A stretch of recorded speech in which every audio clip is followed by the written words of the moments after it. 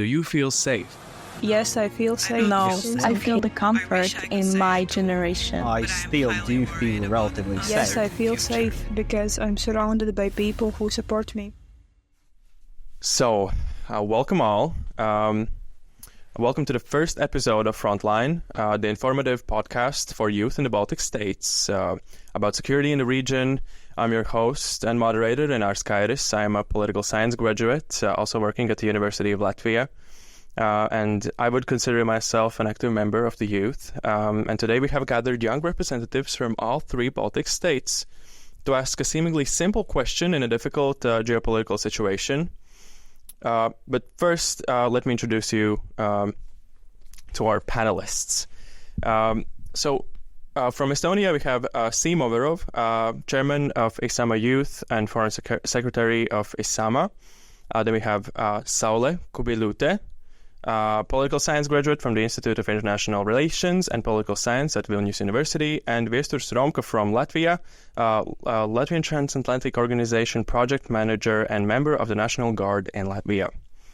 So, to start off the discussion, I have a simple yet very hard question for you. Let's start with Siim. Do you feel safe? Yes, I do.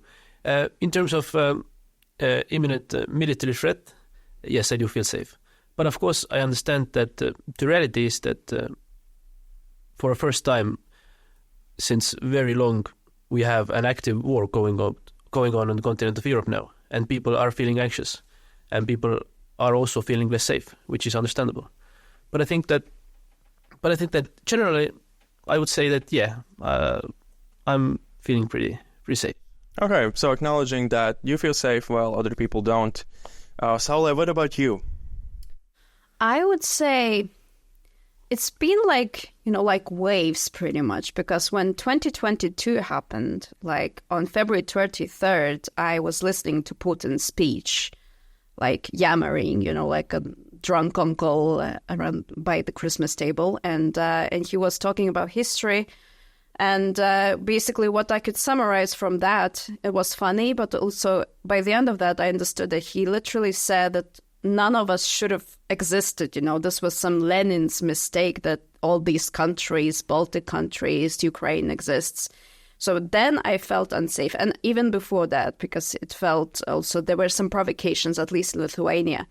Then I felt, okay, Ukraine is doing really well, and it seems like we're united and all of that. And then I felt safer. Recently, I've already felt like, okay, like there's some, this war, it feels like we're losing time with helping Ukraine, and that it just feels like everything can be, can change at any minute. So I would say not as safe as Siim. Okay, not as safe. Viesturs, maybe a different answer? I do feel safe because, like, the political landscape since 2022 has changed, but I think that there are a lot of institutions, a lot of people that are trying to inform the society about what to do in certain kinds of crises, and I think that we have a long way to go still to be like prepared for everything, like bomb shelters and other things like that, so that every member of our society knows what to do in certain crisis situations. But we're trying to adapt. We're trying to adapt to this situation, to the threat level, and I personally do feel safe. Okay, so a long way to go. But you do feel safe. You have Just wanted to clarify. When I said, safe, I didn't mean to, like, in terms of the world we're living in right now, the reality is that we're living in a times of war, and that makes people anxious. I'm also anxious. But I think also, on the other hand, when we look at the situation now, I would say that pre-2022, when the war started, there were even more of Russian troops close to the Baltic borders. So that's just the reality of the situation we're right now. Right now, Ukraine is fighting for the democracy and freedom and all of our safety. Okay, we will get into that also, but I feel like this really is a discussion of how we can feel safe but also anxious, right? And we do. But Okay, continuing on and looking back into history, we are all quite young. So how has the historical context of the Baltic states' relations with being approximately so close to Russia shaped your perception of security when growing up? So you mentioned the feeling of anxiety, how the sense of security has always been a relative thing for us. So when growing up, did you feel threatened at any point? Did you feel safe, or has that only been quite a big discussion since the invasion of the full-scale invasion of Ukraine? Saulė. I would say I was thinking about this a lot, that, I'm the generation, I was a small kid when I saw young people campaigning for joining NATO, for joining the EU. And I remember that even for a kid, it looked like such a huge thing, such a huge deal. And then, when we joined and when we were accepted to NATO and European Union, I felt like, I felt really much safer, because I think for us Baltic states, it felt like these are like two very important conditions for us to feel safe, because, we see that we were right, that Russia was really looking into, they don't join any alliance, and, we can do whatever we want. So we protected us. And I remember 2000 and what happened in Ukraine, Orange Revolution, for example, it felt, Ukrainians are fighting to be free too. 2008, we had Georgia, and we need to help them because we were helped. Then 2014 was already when that war suddenly felt closer, and then was like, what's happening? And I remember that we also had this internet elves, as we call them, where we would fight the disinformation in Facebook comments and stuff, like, trolls, Russian trolls. And then 2022 was like that point where, so we may become also like a war zone. We are under NATO umbrella. We're safer than Ukraine, but it's still like, it's war became like a possibility. And then you also realize that if we are attacked, NATO should get involved. Would they protect us? Well, we want to believe that, yes. But also, then how big that war would be. Okay, we will also get into a larger scale later on. But so you would say that the security threats or the anxiety has also been a prominent thing in your childhood when growing up? Yeah, it's like kind of like as soon as I popped up into this, like in this world, and I became conscious, I understood, there's European Union, we need to become a part of that. NATO, we need to become a part of that. Because there was something that really bad that happened in the past, and we need to take care of our security and look for allies. So yeah, I would say that question has always been like a part of reality. Viesturs, would you agree? Given the threat of Russia growing up in the Baltic states, then joining the EU, NATO, how has that changed your perception of security when growing up? In my case, I think that the threat of Russia, our perception of Russia as a threat has always been there, because when you learn in school, you learn history. You are trying to understand how in the 1930s, 1940s, what happened. Latvia, for example, was trying to be this neutral state between Germany then and Russia. That didn't work out. Why should it work out now? Why should we be outside of NATO, outside of EU? How can we be a country if we're not at, so to say, the right side of the history? In my case, I think that the knowledge that Russia is a threat has always been there. After 2022, we just saw clearly what and how quickly can happen, how things can change. I think the Baltic states altogether, especially in NATO, were the ones that were saying this all along. You can't trust Russia. You can't think that Putin will play by the rules, that he has some rational thinking, some understanding of certain rules, of certain values. You can't trust them. Yeah, of course. But so as a child, you would say that the concept of security has been shaping as soon as you were quite born into school and the education system. So it's been an ongoing matter of discussion and thought. It's in my case, it was like a process, probably involving also my parents, my education. I was born in 2002, so I was 2 years old when Latvia joined NATO and EU. Yeah, probably can't comment much on the process then. Yeah. But this perception as Russia of a threat, it was formed in me gradually when growing up, when watching news, when talking to teachers, my parents, and learning about history. Because if we don't, at the end of the day, if we don't learn from history, from certain mistakes, then how can we think about doing anything in the future? Okay, really thinking on the large scale then. But okay, Siim, so Viesturs really pointed out the concept of Russia as a threat, and that being the main ideal shaping the sense of security. So what has your experience been? How old were you when you started thinking about, okay, am I safe?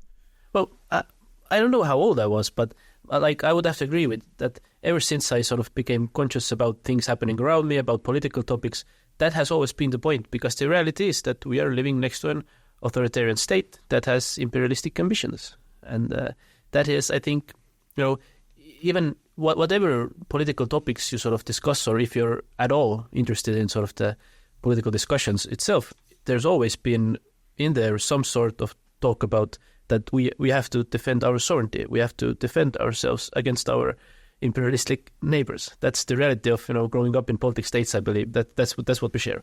Okay. Let's stay on this topic for a while now. You mentioned defending and being aware of the security threats. So, considering the current climate, do you believe young people in the Baltic states are prepared to defend their freedom and sovereignty if necessary? Well, speak for your experience, for example. What would Viesturs say? I would say, if I may, I would say that I think some would, some wouldn't. But I think when we look at percentage-wise, I think Baltic youth is prepared to defend their country. I would also say the same about our Finnish friends, our Polish friends, and so on. But I wouldn't be so sure about maybe, for example, our Belgians or French. No offense to the Belgian friends, but when we look at those surveys that are done within certain age groups and demographics, I would think that Eastern European people are more inclined to, when needed, to defend their country. And that, I think, that's a good sign. And I really do believe that, for example, Baltic example, and our region, young people, that their mindset is that when needed, you must defend your country. Of course, not all. Of course, that's never a black and white issue. But you do point out some differences on how the youth in the Baltics perceive threats and security, and you would say that we are better prepared, or at least some of us are. Would you agree? I think that it's a case of geography too, because if you're geographically closer to Russia, you understand it more as a threat. At the start of the war in Ukraine, not at the start of the war, but at the start of the full-scale invasion, Portugal wanted to send tanks to Ukraine, Leopard tanks. 7 of them were just laying in their warehouses, not being used, and they were broken. Okay, let's get back to the youth, Viesturs. The tanks will find their way into this discussion. But okay, Saulė, I'll let you answer this, and then I'll really want to ask Viesturs as well. Are you prepared? Because you're pointed out that you're in the National Guard as well. But Saulė, what's your opinion? I think it's knowing history. It's very difficult, to say. You may be prepared. And in 1940, we had people who were prepared. We had people who gave speeches, patriotic speeches. But you never know how would you act. A war is a situation where your character is being truly tested out, Do you think about a kid, for example, or something, So what is the character? The character, it can be the bravest people can fall and decide that they're better at they better flee and try to organize help, or they can realize, okay, a person who's like I've read a lot of stories about our partisans and these big people. They were all very simple people. They did not think I'm gonna be a hero one day. It's just it happens. So I think that as for preparedness, I really see a lot of motivation and understanding of the need. It's hard to say whether they really would, because none of us could tell how it would be for 100%. But I think that we even have experience fighting back cyber attacks. We have people are joining Riflemen's Union in Lithuania, which is also National Guard in Latvia. And I think people are preparing. Okay. So on the topic of people preparing and the youth preparing, let's say, have you or are you planning to take measures to be ready in case of an emergency? Or have you joined the National Guard or gone through reservist training? Because you mentioned that some members of the youth are ready, some are not, and some minorities even have not that great of a perception of why that's necessary. So would you say that you are ready? Are you planning to be prepared, Siim?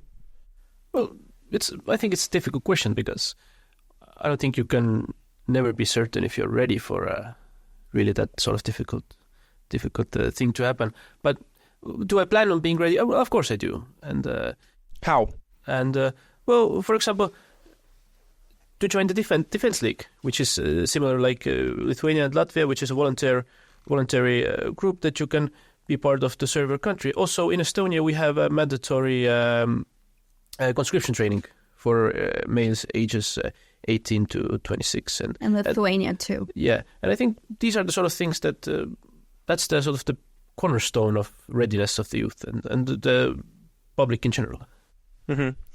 So you would say that the obligatory mandatory trainings are what are quite shaping the readiness of the youth? Yes. Okay.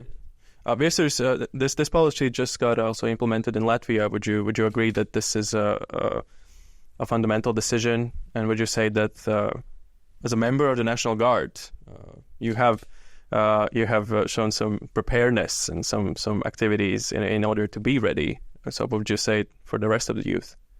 I think that the more you try to get to know what you can do in a crisis situation, the more you try to educate yourself, the more you try to prepare yourself by enlisting in the National Guard, in military service, any way you can, the more prepared you are, the less scared you are, the less worried you are about what's going to happen, because there are certain algorithms, certain things that you will just have to do. You know what to do in such situations. So I think that especially in Baltics, when we get our youth involved more with like military service, with even like this new state defense education in schools, the more they understand what's really happening, what they can do in certain crisis situations. Not only talking about war, talking about everyday life. Also, there are certain situations that just don't occur regularly, that you can be a part of certain crises. And the more you know what to do, the more prepared you are, the less scared you will be, the less worried you will be. Okay. So, Saulė, have you taken any precautions? I can strongly say I don't think I would be the most useful in the military. like I've held a gun, an AK-47, or I've shot bow and arrow. If it's poison, maybe it's good. But I don't think that would be where I would be useful. I think we have to take into account that it's very good question to ask yourself where you would be the most useful. And I've thought about that. So like I could work with connections, to help out, to bring the awareness about what's happening. I could be a spy maybe because I learn languages quickly, stuff like that. So, it's just, I think you have to really think about your strengths in that such situation, it's Russia style to have a cannon fodder. I think we should think like what we can actually do. And I thought about my strengths, what I could do and how I could help in that situation. And I thought that military maybe might not be it. Okay, so, but there are probably a lot of members of the youth who think, okay, I could be beneficial in times of crisis in a different way. I could be more useful in the front line, but some might not even think about it at all. So how do you approach, as a member of the youth, the people that are kind of excluded from this discussion? I think if people... It's, you cannot force someone to care. It's just, the importance is to access those who are maybe not indifferent, but who are like, maybe some people are, I've met, and in Lithuania in 2010s when we reintroduced conscription, there's been a discourse, that either you join the military or you're useless, you cannot. And it's very important to stress for people that you can think about how you can be useful. Maybe you could be a good nurse and give like first aid and help out. Maybe you can provide food. All of that works, The society in war is still a society and people help each other in ways they can. So I think the most important is to reach those hearts that are maybe hesitating, but if a person is indifferent, there's always going to be a percentage of people who are indifferent, and you cannot do much about it, I think. Okay, because I have a follow-up question about this as well. Given that, as you said, you cannot really do anything about it, and a part of your youth kind of being also in a bad way resilient to change or resilient to information. What role into integrating ethnic minorities or any other minorities in the Baltic states do you see as a key for sustainability? Because, for example, what role do the ethnic minorities themselves should fulfill, and what role would the ethnic Latvians, Lithuanians, and Estonians need to take a part of, for example, in the regions? Not in the capitals. Maybe Siim, you can start this discussion. Well, I would say ethnic minorities. Well, in Estonia, our biggest minority is Russian-speaking population, which is 20+% of our population. But if you have an Estonian passport, but you're ethnic Russian, you still have to do mandatory conscription. You are still part of the defense forces of Estonia. So I think that's the role. We don't. I wouldn't go the route of like separating ethnic minorities and not minorities. I think it has to be sort of it has to take into account the population in total. And I think you can't carve out sort of different roles for minorities or majorities. I would look at it more as a comprehensive thing. Okay, so but I see the point, though. The surveys, etc., the data says that the minorities feel more or less excluded and not as, let's say, proactive and ready.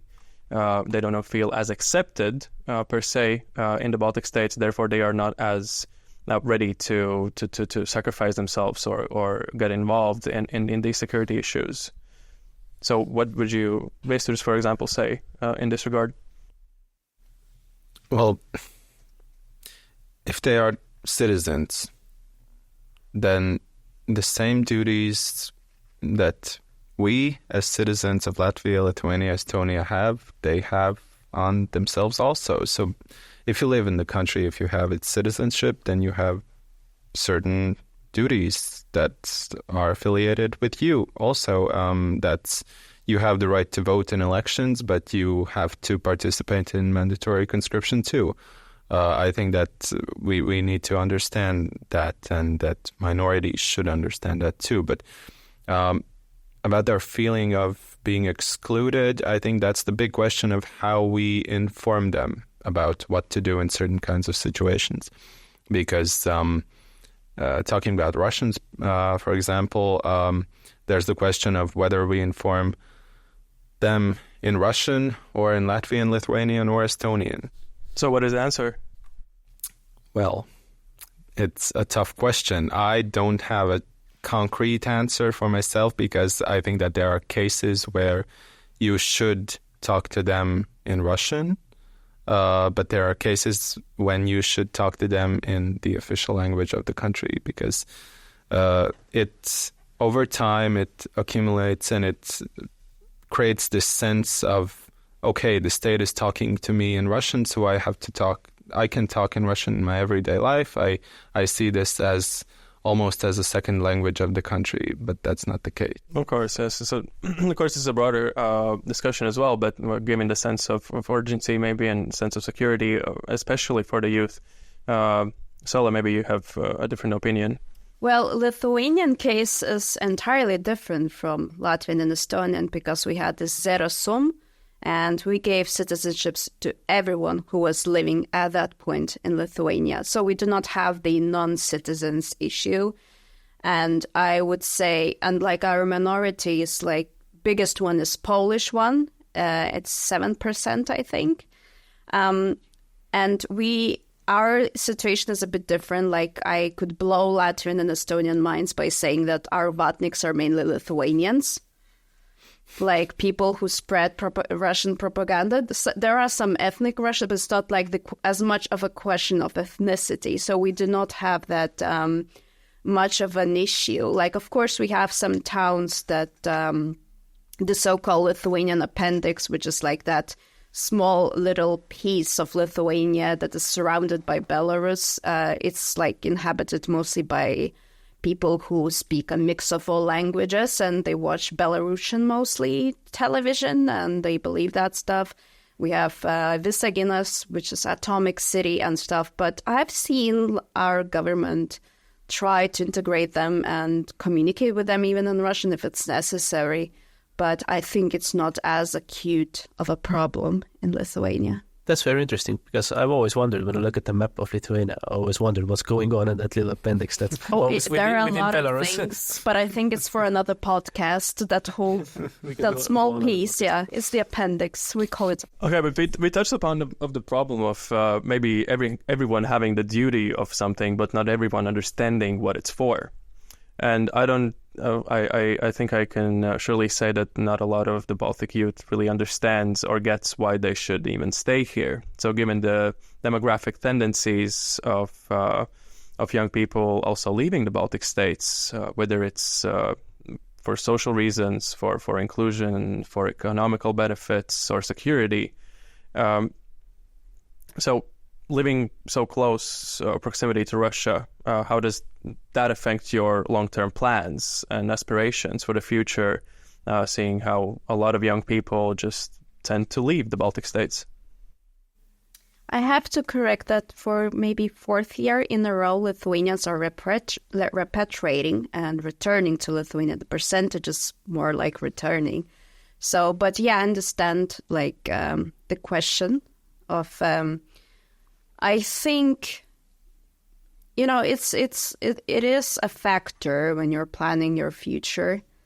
But also, like I said in the previous question, it's just difficult to tell, you know, what you would do. Maybe you would be like, okay, I'm staying, I'm defending, I'm taking a gun, you know, I'm defending my country and stuff. But then it starts happening, you see how horrible it is and how it affects people, and you're like, okay, I'm going to leave. So it's just really difficult. But what are your long-term plans? Are you seeing your future here from start to finish, let's say? Like if I plan to stay in Lithuania? Well, currently I'm dating a Finn, so either way I would end up by the border of Russia. So, but yeah, like I've been thinking like I would stay either way, loyal to Lithuania. I cannot promise that, like I would see like how can I help, but either way, like I would, I know that my plan is, associated with my country.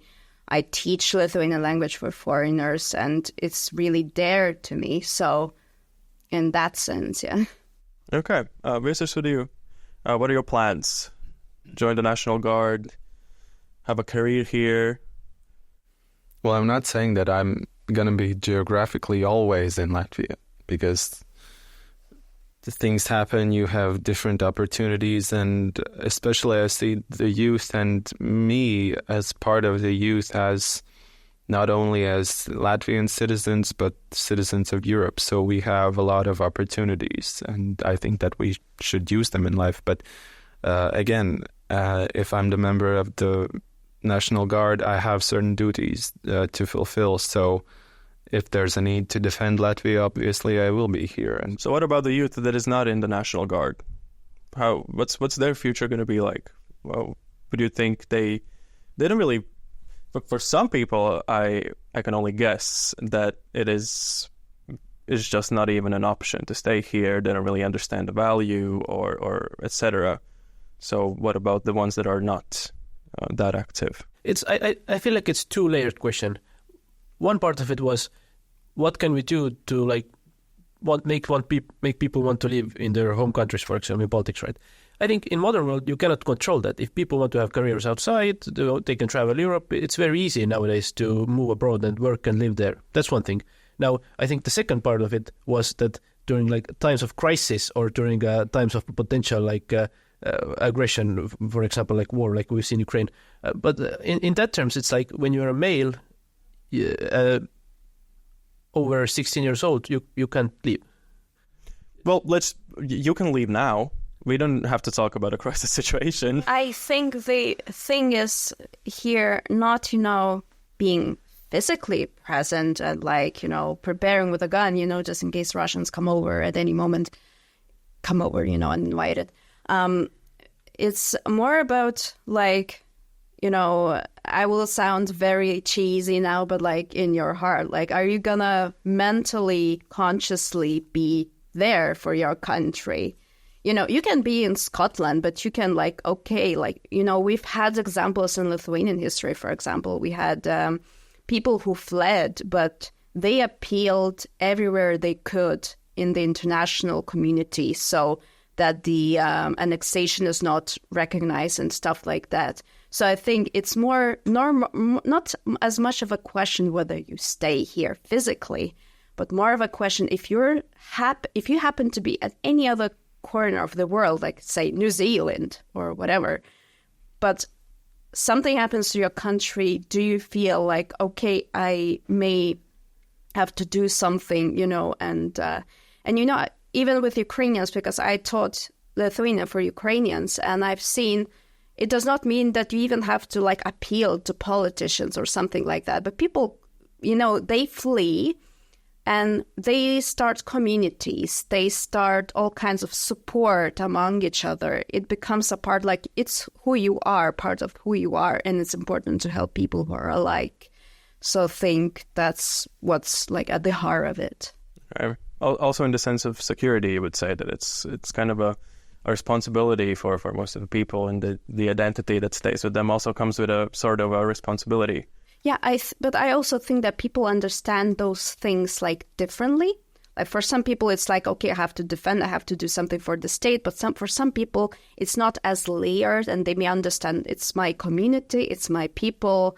And people tend, to lean towards people who are more like you. So it's, I think, like Siim said, it's very layered. Mm-hmm. Okay. I mean, what we went through and what we talked about is that we kind of feel safe, but there's a certain anxiety together with that.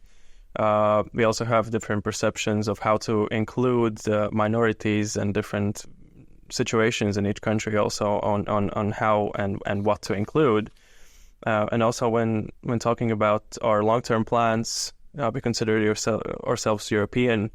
So I think in the context of this, are there any specific policies or initiatives that you believe could enhance the security and well-being of the youth right now here in the Baltic states, and in a broader sense, kind of understanding the concept of security, the concept of threats? What would Viesturs say?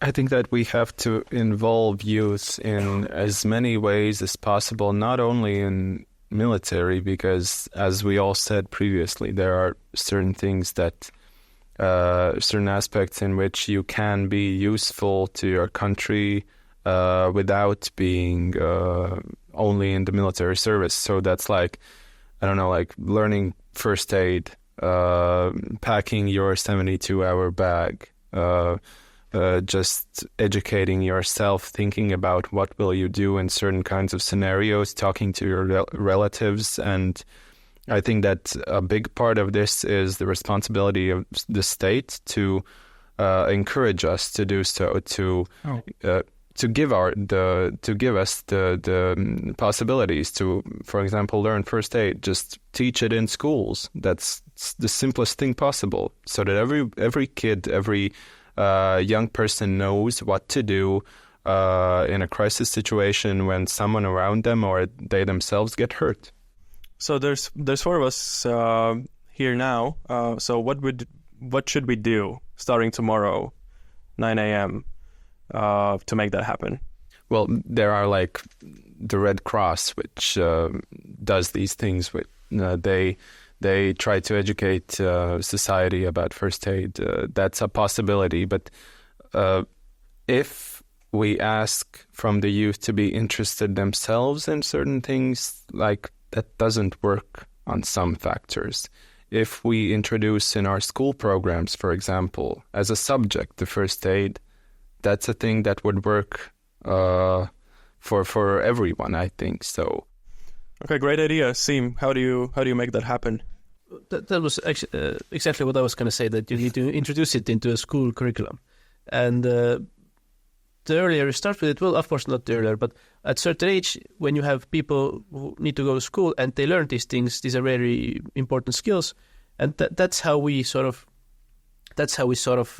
can grow our readiness, the whole population. That's the only way to really do it. There's no magic wand that you can do it after that. When people are already adults living their own lives, you can't really make them sort of learn these things or be interested in those things. I think it needs to be at that school level, and it needs to be like the sort of state policy, the readiness, not just military stuff, like you said, first aid, readiness in, I don't know, disasters, all that stuff. Mm-hmm. Saulė, do you have anything specific in mind as well? I think that everything has been said very well by my colleagues, but I think it does not even have to be forced in any way. But I remember like the policy and the principle of Republic of Venice. They were not like Russia's neighbors. But the idea was that every citizen is an ambassador by itself. So in this sense, it's important to encourage people. And like I've studied a lot about national identity or like state identity and stuff, for people to feel the power of community. So okay, I'm not, for example, good at first aid, but I can help in that way. I can write articles for the world. I can be envoy and stuff. Like there were so many roles that can be taken that I just see that people can even find their niche, each of them, in that. And that's also important to emphasize when speaking about something like war. Like you said, you could be a spy. So, yes, I gave away, now they're going to know what I'm going to do. Which is really important to note is that you are apparently fluent in all three Baltic states, so we already know where she's going to be spying. So let's keep an eye out for that as well. Spying now. Yes. Now that we've gone over the perception of security, living in the Baltic states, active members of the youth, each of us in our own way, I have some hot questions prepared for each and every one of you. I think this could... the way we could do with it is just give you like 5 seconds to answer, not really thinking much about it. So, Siim, let's start with you. What's the weakest point in the Baltic security, excluding Suwalki corridor? Maybe the Latvians, because they were the most recent ones to bring back the mandatory conscription. That's the only reason I would say that. I also have to answer the same question. Yes. Okay. 5 seconds. 5 seconds. 1, 2, 3, 4, 5. Okay, I think that the weakest point is, I wouldn't say Latvia. I think, it's hard to say, like, we don't have Real Baltica. That's the issue. Okay, Real Baltica. Yeah, infrastructure. I'd say that the weakest point in all of Baltic states would probably be the citizens that don't trust the official media or like the free media, the free press, that think of some different narratives, that trust disinformation, because we have... yeah. That's a good answer. I will change my answer to that. And I apologize to all my Latvian friends. Good. That was very good. He had more time to think. I think that's the case. Right? Okay, so free media, we are all believers in free media and official sites, of course. And okay, second question. Let's start with Saulė. Joining NATO, overrated or underrated in the eyes of youth? What kind of youth? Baltic youth? Of course. I think we understand the exact importance of it, exact definition of it, that like if we are not in NATO, we would have been like, it would have been Ukraine first, like we're much easier, there's less of people, all of that. So I think that we very soberly evaluate the meaning of NATO for us. Siim, you are wearing a suit. You must have a really great answer. Well, pleasure. Well, I would say I think it's properly rated, but in a way, there might be some sentiment to the idea that, of course, NATO is the security guarantee for all those smaller countries, but it cannot become to the point that we think that this is our only security guarantee, and that people will then lose interest in doing their part in defending their country. I agree. So then, in that say, I would say properly rated, but maybe a tad overrated, because people might lose the sort of readiness then. Okay. A 10-bit overrated. Maybe you will give me an answer I was looking for. No, I'd probably completely agree with Siim, because we've talked previously about how we perceive NATO, that we think that this is like some magical force that's going to save us from everything. But we don't think of ourselves as NATO.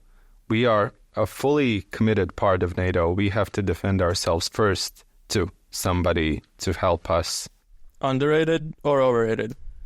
For the youth, a bit underrated, because I think that youth, younger people than me, some of them probably don't understand how much we actually need NATO. Okay. Siim, do you agree with that? You did an eye roll. Yes, no. I mean, I do agree, of course. It was resting Estonian face. No, I agree with the answer. Yeah. Okay, finally, do you consider yourselves to be lucky or disadvantaged to be living in the Baltic states? Saulė. I think it's a blessing and a curse. We know Russia very well. It's like there's that Chinese curse, like, may you live in interesting times. In our cases, may you live in interesting region. Like, we have very messed up history. Like, I always like, when you talk with Western Europeans and they're like, oh, my parents traveled to the US, my parents been there. Well, my parents were stuck in the Soviet Union, wearing a jeans was a crime, having long hair could have been a crime, like stuff like that. And, you know, I personally think it's, you know, I don't feel disadvantaged in some ways. In the words of Jewish Lithuanian translator-writer Irena Veisaitė, she said, you know, Soviet Union was indeed a prison of nations, but also I was so lucky that all the best ones happened to find themselves in that prison. I think in some ways we're really gifted, but of course, per aspera ad astra, you know, all, you know, through the pain to the stars. Those are long 5 seconds. But you would say that you feel lucky right now. See, both. Okay. So, no, I really want to get into this, actually. So what is the disadvantage? Because isn't the perception and understanding of Russia as a threat a blessing in a way? So what really is the disadvantage living here? That you have to understand that Russia is a threat. You cannot live, you know, somewhere far away and think, oh, whatever, somewhere far away things are happening and we're safe from it. Okay. Siim, what do you think? Is it a blessing or a curse? Well, blessing, 100%. I feel blessed every day. I was born in a free country, in Estonia. It's the best country to live in, and I'm very happy with it. Wouldn't choose anything else. Viesturs, Estonia, the greatest country to be born in? I can't comment on that, but I feel that it's a blessing for us to be living in, especially at the time that we live in, because I think that with the EU and with NATO, history can't repeat itself. Okay, so because the history can repeat itself, we're lucky. Can't. Oh, can't be happy. Can't happen again, sorry. Yeah. Okay, so now that we've gone over everything once again, I'm going to ask you the simple question again. Do you feel more or less safe when talking to our colleagues from the Baltic states? Siim? Excuse me, do I feel more or less safe when I'm talking with... Yeah. Do you feel like, oh, yeah, it's totally fine, actually. We don't have to worry about anything. Saulė? I feel heard and understood. Whether that means equal safe? Perhaps. I feel more safe because there are people that understand you completely and that share the same problems that you have. I personally feel less safe because I know there's a spy among us that knows the 3 Baltics languages, and that's really, I don't know, bugging me out. We spoke English. Well, exactly. I don't even know if you know the languages. It's just like a myth. And okay, I'd like to thank once again Siim Umerov for joining this discussion and representing the youth of Estonia. Saulė Kubiliūtė, thank you. I'm actually half Lithuanian myself, so this was a plot twist at the end of the episode. Thank you for being with us, and Viesturs Romka representing the youth of Latvia. Thank you. Thank you for being with us. Also, I represented women of the Baltics. Well, you said that you're half Lithuanian. I'm half Tatar, so maybe I should do like a free Crimea thing. But no, I don't want that. That's okay. Wait. What are you half of? Nothing. I'm the boring one. Maybe he's half for Liepaja. We hope you enjoyed today's discussion. Join us next time as we dive into the European Parliament elections and their impact on security in the Baltic states. Stay tuned.